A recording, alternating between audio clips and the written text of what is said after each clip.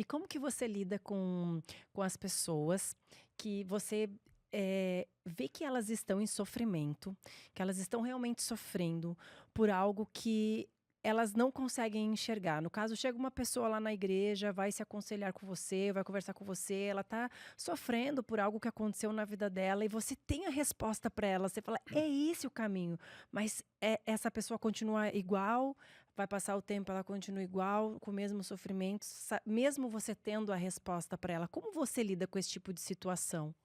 Eu acho que a gente lida como um pai, né? Olha angustiado por um filho que faz decisões erradas. A gente tá lá do lado do filho, tá falando assim, olha, esse caminho é o correto. Mas eu não posso viver a minha vida nem pelos meus filhos e nem pela minha membresia. É. Então, o pastor chora junto, sofre junto, espera, ora para que Deus dê um clique na cabeça da pessoa, né? Mas nós não podemos fazer para além do que é nossa responsabilidade, que é nós ensinarmos, discipularmos, acompanharmos, exortarmos e criarmos as condições para que a pessoa possa cair em si e tomar a melhor decisão. Se a pessoa tomar a melhor decisão, glória a Deus, porque nós somos instrumentos de Deus para salvar uma pessoa. Se não, a gente fica triste, né? O pastor vive pouco por causa dessas coisas. Isso daí vai acumulando no coração, né? Mas a gente também não pode ter aquela síndrome do culpado absoluto, sabe? Não, eu sou culpado por tudo. Não, mas a gente fica triste, porque a gente quer ver aquela pessoa bem.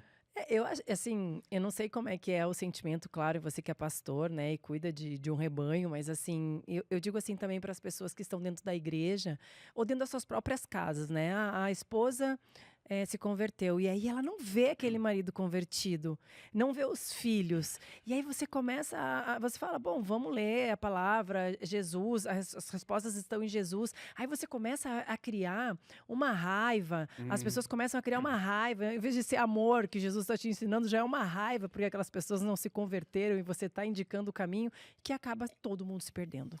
mas sabe por que a gente fica com raiva? Porque nós nos vemos no controle das coisas. E como É, não funciona do jeito que eu quero, eu fico bravo.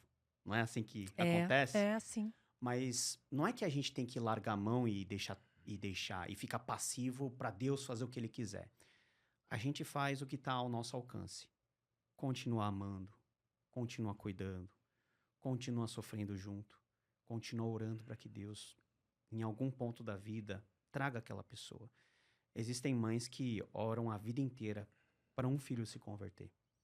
E às vezes existem mães que não veem, não estão vivos para ver o fruto da oração. E infelizmente tem mães que vão orar a vida inteira e o filho não vai se converter. Então a vida nossa, ela é muito complexa.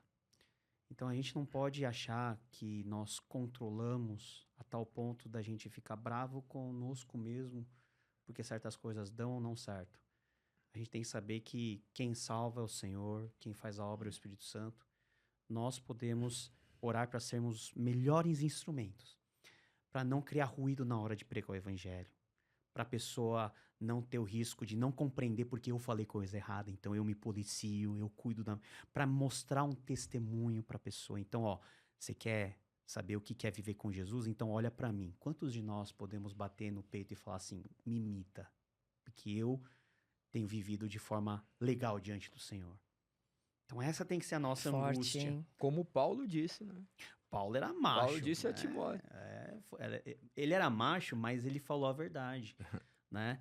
Ele podia bater no peito e falar, né? A questão é que isso não é só coisa de Paulo, nós também, né? Olhar para os filhos assim, ó, você quer ser crente, você tem que ser crente, vive exatamente como o papai está vivendo. Como o papai cuida da mamãe, como o papai administra o dinheiro da família, como o papai lida com as frustrações, né? Porque se a gente só carrega também, por outro lado, aquela visão que tudo vai dar certo, tudo vai ser uau, né? Recebeu Jesus, não vai ter problema na vida, aí a gente cai num outro perigo, É. entendeu? De um triunfalismo meio que ingênuo. Mas a gente precisa ter essa sensibilidade e precisa viver essa realidade do contato com o outro, não somente com a cabeça, mas com o coração. Então, a gente tem que fazer com que a teologia desça até o coração. Se a teologia fica só aqui, a pessoa fica insuportável. É nós sermos realistas, né? Hoje em dia as pessoas elas estão muito sensíveis às verdades, à realidade, né?